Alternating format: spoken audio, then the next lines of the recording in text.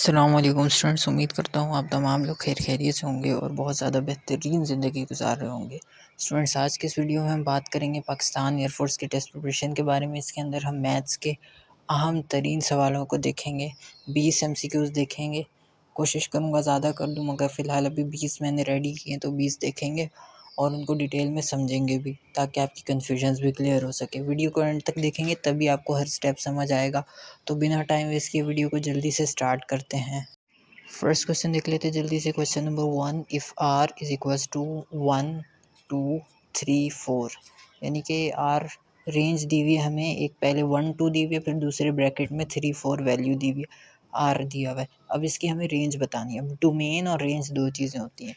अब ब्रैकेट के अंदर दो दिए हुए ना, एक लेफ़्ट पर 1 है, राइट पर 2 है, फिर लेफ़्ट पर 3 है, राइट पर 4 है, ऐसा ही है।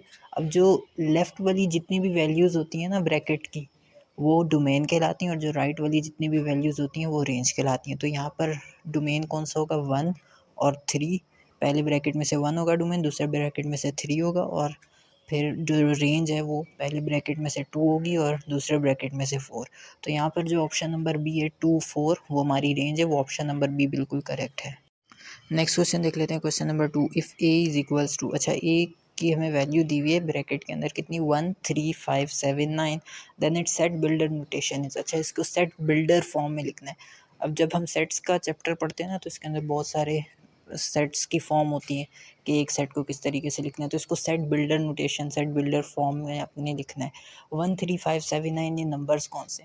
एक तो होते हैं 2 4 6, ये हमारे पास इवन नंबर्स होते हैं। 1 3 5 7 9 ये ऑड नंबर्स हैं। तो अब आंसर कैसे बनाएंगे? सबसे पहले x बाई एक्स, यानी कि x और x बिलोंग्स, फिर ये नीचे एक छोटा सा बीच में जो है ई बना हुआ होगा ना, ये ई को बोलते हैं बिलोंग्स टू। किससे बिलोंग करता है? x बाई एक्स, यानी कि जो हमारी वैल्यू ऊपर दी हुई है ये बिलोंग करती है ऑड नंबर से। क्यों? क्योंकि इसमें 1 3 5 7 9 आ रहे हैं। अगर 2 4 6 8 10 होते तो इवन नंबर से हम शो करते हैं इनको, ठीक है। तो इतना तो हमें पता चल गया कि ये ऑड वाले हैं, यानी कि ए या बी में से होगा, क्योंकि सी और डी में तो ओ है ही नहीं, सी और डी में पी लिखा हुआ है, तो वो प्राइम नंबर्स होते हैं। तो यहाँ पर तो ऑड नंबर है, तो ए और बी ऑप्शन में से होगा। अब 1 से लेकर 9 तक आ रहा है, तो ऑप्शन नंबर ए बिल्कुल करेक्ट होगा, 1 से लेकर 9 तक, ठीक है। 9 से 1 उल्टा तो नहीं जा रहे ना, सीधा जा रहे 1 से 9 तक, तो ऑप्शन नंबर ए इस तरह से बिल्कुल करेक्ट होगा। ये सेट बिल्डर फॉर्म को पढ़ने का बिल्कुल शॉर्ट सा तरीका बताया, हालांकि बहुत लंबा मेथड होता है ये। नेक्स्ट क्वेश्चन देख लेते हैं। क्वेश्चन नंबर 3, 5 - 2 मल्टीप्लाई बाय 5 + 2, अच्छा ब्रैकेट का मतलब होता है मल्टीप्लाई, ठीक है, सबको पता ही होगा। तो 5 - 2 प्लस मल्टीप्लाई बाय 5 + 2 हमें इसका आंसर बताना है। तो 5 - 2 करेंगे, 5 में से 2 माइनस करेंगे तो 3 आ जाएगा, 5 में 2 प्लस करेंगे तो 7 आ जाएगा। अब क्या बन जाएगा? 3 × 7, 3 को जब 7 से मल्टीप्लाई करेंगे तो ऑप्शन नंबर बी हमारे पास आएगा, जो कि है 21। नेक्स्ट क्वेश्चन दिया गया है हमारे पास। क्वेश्चन नंबर 4, a³ - b³, अच्छा a³ - b³ ये एक फार्मूला है, तो ये फार्मूला याद रखना पड़ता है आपको। ऑप्शंस दिए गए हैं, ए पर है a + b multiply a - b, B पर है a - b multiply a² + ab + b², C पर है a + b का होल स्क्वायर, डी पर है a + b multiply by a² + 2ab + b²। तो यहाँ पर जो करेक्ट ऑप्शन है वो ऑप्शन नंबर बी बिल्कुल करेक्ट है, जो कि है a - b multiply a² + ab + b², ये a³ - b³ का फॉर्मूला है। नेक्स्ट क्वेश्चन देख लेते हैं। Question number 5, the HCF of x² -1 and x³ -1 is dash, अच्छा जी HCF बताना है, यानी कि highest common factor. Highest common factor का मतलब है जो दो वैल्यूज़ x² - 1 x³ -1 दिए, इनमें से जो चीज़ कॉमन आ रही है वो हमने बतानी है, ठीक है। तो x² - x1 एंड x³ -1, इसके अंदर जो x³ है उसके अंदर से अगर हम पहले वाला जो x² है वो माइनस कर दें तो क्या बच जाएगा हमारे पास? कॉमन एक x बच जाएगा। x³ में से 3 x हैं, उसमें से एक x आपने हटा, 2 x हटा दिए तो एक x बच गया, और -1 भी हमारे पास कॉमन है। तो हमारे पास जो आंसर आएगा वो ऑप्शन नंबर डी होगा, जो कि है x - 1।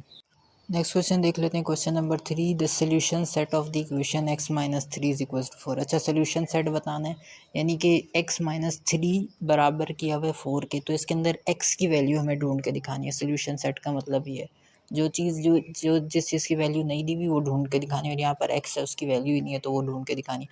अब x - 3 = 4 है, तो -3 इज इक्वल टू के राइट साइड पे जाएगा तो प्लस हो जाएगा, तो 3 + 4 कितना हो गया 7। तो x की वैल्यू कितनी बराबर हो गई 7 के। ऑप्शन नंबर सी यहाँ पर बिल्कुल करेक्ट है जो कि है 7 हमारा सोल्यूशन सेट बन जाएगा।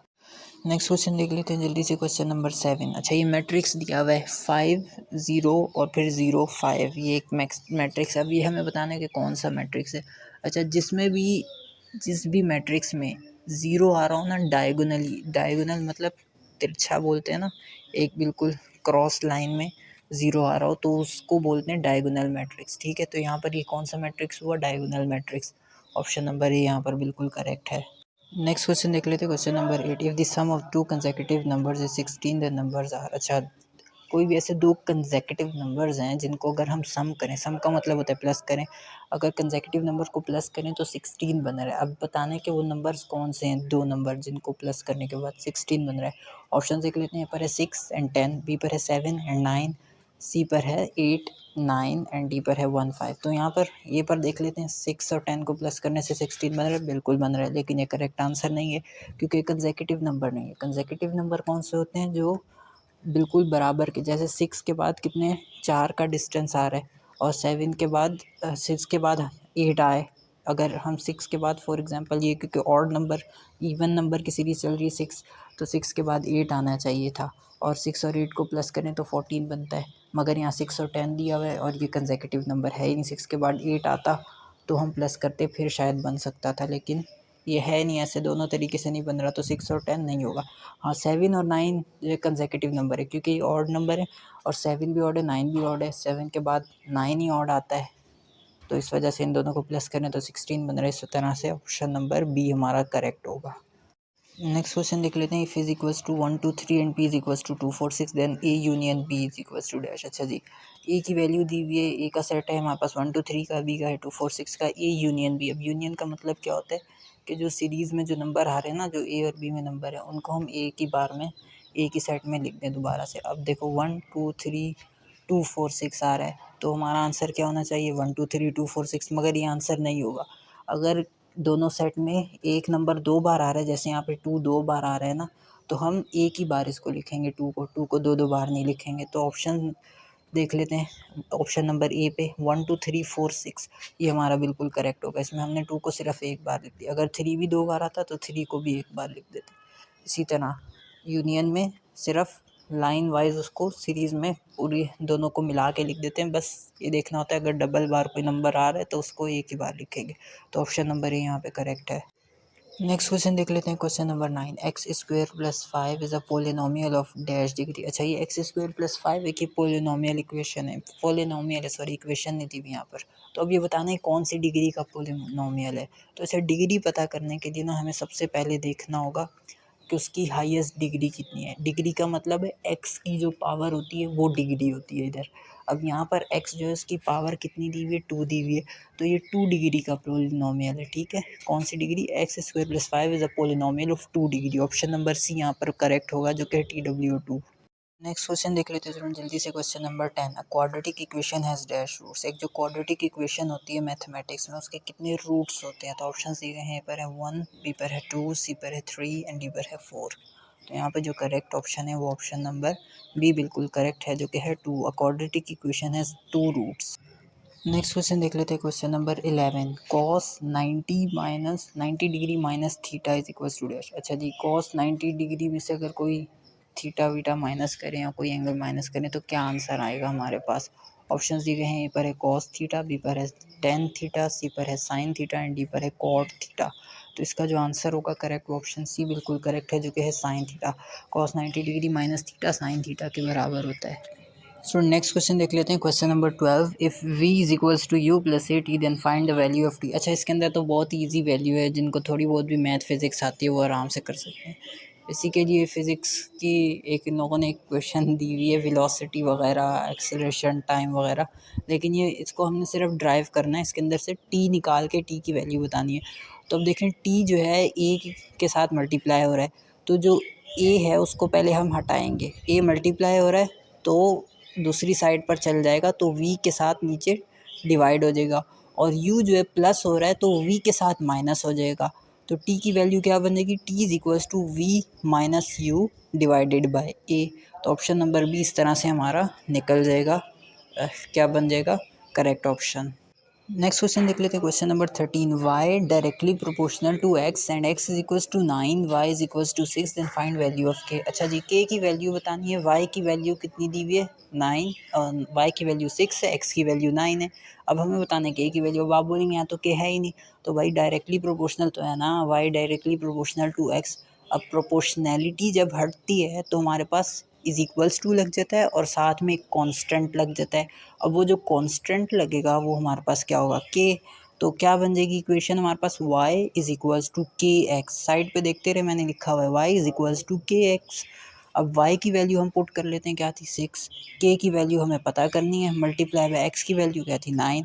अब 9 k के साथ मल्टीप्लाई हो रहा है तो लेफ्ट साइड में चल जाएगा तो डिवाइड हो जाएगा, 6 divided by 9 is equals to K. अब 6 और 9 को जब हम डिवाइड करेंगे तो हमारे पास क्या आएगा, 2 3 ज़ा 6, 3 2 ज़ा 6 एंड 3 3 ज़ा 9, यानी कि 2/3। तो हमारा ऑप्शन 2/3 के की वैल्यू बन जाएगी, 2/3 ऑप्शन सी पर बिल्कुल करेक्ट होगा। नेक्स्ट क्वेश्चन देख लेते हैं, question number 14, if the sum of two angles is 90 degree then angles are called. अच्छा, कोई भी दो एंगल है जिनको अगर हम प्लस कर रहे हैं तो 90 डिग्री बना रहे हैं, तो ऐसे दो एंगल जिनको प्लस करने के बाद 90 डिग्री बने उन एंगल को क्या बोलते हैं, उनका एक स्पेसिफिक नाम होता है, आपने 9 मैट्रिक में पढ़ा होगा, तो वही हमें नाम बताने हैं। ऑप्शंस दिए गए हैं, पर सप्लीमेंट्री एंगल, बी पर है एडजेसेंट एंगल्स, सी पर है कॉम्प्लीमेंट्री एंगल एंड डी पर है रिफ्लेक्स एंगल्स। तो यहाँ जो करेक्ट ऑप्शन है वो सी बिल्कुल करेक्ट है, जो कि है कॉम्प्लीमेंट्री एंगल। ना, दो एंगल सम करने के बाद अगर 90 डिग्री बने तो वो कॉम्प्लीमेंट्री एंगल्स कहलाते हैं। अच्छा जी, नेक्स्ट क्वेश्चन देख लेते हैं, क्वेश्चन नंबर 15, ए की power 0 is equals to dash. अच्छा, ए की पावर जब 0 दी हुई है तो क्या हो जाएगा, अब यहाँ पर तो ए लिखा है कि ए की पावर 0 किसके बराबर हो जाएगी। अब मैं आप, ये जर्नल फॉर्म है, तो अगर आप कोई भी वैल्यू आ जाए ना किसी भी चीज़ के अंदर, फॉर एग्जांपल 2 लिखा हुआ है, 2 के ऊपर पावर 0 है, या 4 के ऊपर पावर 0 है, 100 के ऊपर पावर 0 है, तो उसका मतलब होता है 1। जिस चीज़ के ऊपर भी पावर 0 लगी हो उसका मतलब होता है 1। ये 7-8 क्लास में फार्मूला पढ़ाया जाता है हमें, ठीक है। तो यहाँ पर ऑप्शन नंबर सी पर है 1, तो ऑप्शन नंबर सी बिल्कुल करेक्ट होगा। नेक्स्ट क्वेश्चन देख लेते हैं, question number 16, what is the sum of the interior angles of a rectangle. किसी भी रेक्टेंगल के 4 कोने होते हैं, 4 साइड्स होती हैं, ठीक है। अगर उसके अंदर के जो एंगल्स हैं उनका अगर हम सम करें तो क्या आंसर बनेगा। अब एंगल बिल्कुल वो एक रेक्टेंगल जो शेप होती है वो बिल्कुल एक डब्बे की तरह होती है, बस थोड़ा सा एक्सपेंडेड, उसकी विड्थ ज़्यादा होती है, ठीक है, चौड़ाई उसकी ज़्यादा होती है, बाकी लेंथ उसकी थोड़ी कम होती है, तो वो रेक्टेंगल कहलाता है। तो उसके जो एंगल्स होते हैं वो क्योंकि बिल्कुल स्ट्रेट होते हैं चारों साइड से, तो 90 डिग्री के एंगल होते हैं। 90 + 90 + 90 + 90 को 4 बार मल्टीप्लाई करेंगे या प्लस करेंगे 4 बार 90 को, तो क्या आंसर आएगा 360, ऑप्शन नंबर सी पर है। तो एक रेक्टेंगल के इंटीरियर एंगल्स का सम 360 होता है। नेक्स्ट क्वेश्चन देख लेते हैं, question number 17, the polynomial 4x² - 3x + 4 is a degree is of degree dash. अच्छा जी, पोलिनोमियल दिया हुआ है यहाँ पर भी, इसके अंदर भी हमें बताना है इस पोलिनोमियल की डिग्री कौन सी है। तो अब मैंने क्या बताया था पिछले क्वेश्चन में कि जिस x की जो सबसे हाईएस्ट पावर होती है वो पोलिनोमियल की डिग्री होती है। अब यहाँ पर x 2 आ रहे हैं, एक x की पावर स्क्वायर यानी कि 2 है और एक x की पावर 1 है। तो यहाँ पर तो जो मैंने बताया था जो हाईएस्ट पावर होगी उसी को हम कंसिडर करेंगे डिग्री। तो यहाँ पर क्या है, एक्स स्क्वायर 4x² है ना, तो स्क्वायर जो है इसकी 2 डिग्री का ये भी पॉलिनोमियल होगा, ऑप्शन नंबर सी यहाँ पर करेक्ट होगा। अच्छा, नेक्स्ट क्वेश्चन देख लेते हैं, question number 18, X directly proportional to 1/x। X के साथ क्या आ रहा है, डायरेक्टली प्रोपोर्शनल आ रहा है। तो अभी मैंने पहले भी इस तरह का क्वेश्चन आया था, प्रोपोर्शनैलिटी वाला बताया था मैंने। प्रोपोर्शनैलिटी का साइन जब हटता है तो इज इक्वल्स टू के साथ एक के कांस्टेंट आ जाता है, तो क्या हो जाएगा, एक्स इज इक्वल्स टू के अपॉन एक्स। तो अब जो के अपॉन एक्स बन रहा है, तो जो के अपॉन एक्स है, अपॉन एक्स डिवाइड हो रहा है, तो लेफ्ट साइड में जाके लेफ्ट साइड वाले एक्स से मल्टीप्लाई हो जाएगा, तो क्या हो जाएगा x²। जब दो एक्स आपस में मल्टीप्लाई होते हैं x² इज इक्वल्स टू के, ये हमारा राइट आंसर होगा जो कि ऑप्शन नंबर डी पर। नेक्स्ट क्वेश्चन देख लेते हैं स्टूडेंट जल्दी से, question number 19, 2:4 proportion x:40 then find x is equals to dash. अच्छा जी, ये रेशियो एंड प्रोपोर्शन का क्वेश्चन है। अब रेशियो एंड प्रोपोर्शन होता क्या है, रेशियो का मतलब होता है दो जो डॉट्स लगे हुए ना, जैसे 2 रेशियो 4, ये जो 2 और 4 के बीच में 2 डॉट लगे हैं ये रेशियो कहलाते हैं, और 4 और x के बीच में जो 4 डॉट लगे हैं ये प्रोपोर्शन कहलाते हैं। ठीक है, तो रेशियो का मतलब होता है डिवाइड और प्रोपोर्शन का मतलब होता है बराबर, यानी कि इक्वल्स। ठीक है, तो अब मैंने यहाँ पर साइड में लिख दिया कि हमें x की वैल्यू पता करनी है यहाँ पर, तो 2/4 is equals 2/4 is equals to x/40। ठीक है, ये मैंने इनके साइंस पुट कर दिए रेशियो और प्रोपोर्शन के। तो 2/4 किसके बराबर हुआ, 1/2 के। जो नीचे 40 डिवाइड हो रहा था वो 1/2 के साथ मल्टीप्लाई हो जाएगा, तो क्या हो जाएगा 20, 40/20। ठीक है, 40/20 को डिवाइड करेंगे तो क्या आंसर आ जाएगा हमारे पास, सॉरी 40/2 हो जाएगा। 40/2, जब 2 को हम 40 पे डिवाइड करेंगे तो हमारे पास 20 आ जाएगा। x की वैल्यू क्या आ जाएगी 20। ऑप्शन नंबर बी हमारा यहाँ पर बिल्कुल करेक्ट होगा। नेक्स्ट क्वेश्चन है question number 20, the value of cot 60 degree is dash. अच्छा, कॉट 60 की वैल्यू बतानी है हमें, क्या होगी। ऑप्शन ए पर है √3/2, बी पर है 2/√3, सी पर है 1/√3 एंड डी पर है √3। तो यहाँ जो करेक्ट ऑप्शन है वो ऑप्शन सी बिल्कुल करेक्ट है, जो कि है 1/√3। ये किसकी वैल्यू होती है हमारे पास, कॉट 60 डिग्री की। ऑप्शन सी यहाँ पर करेक्ट है।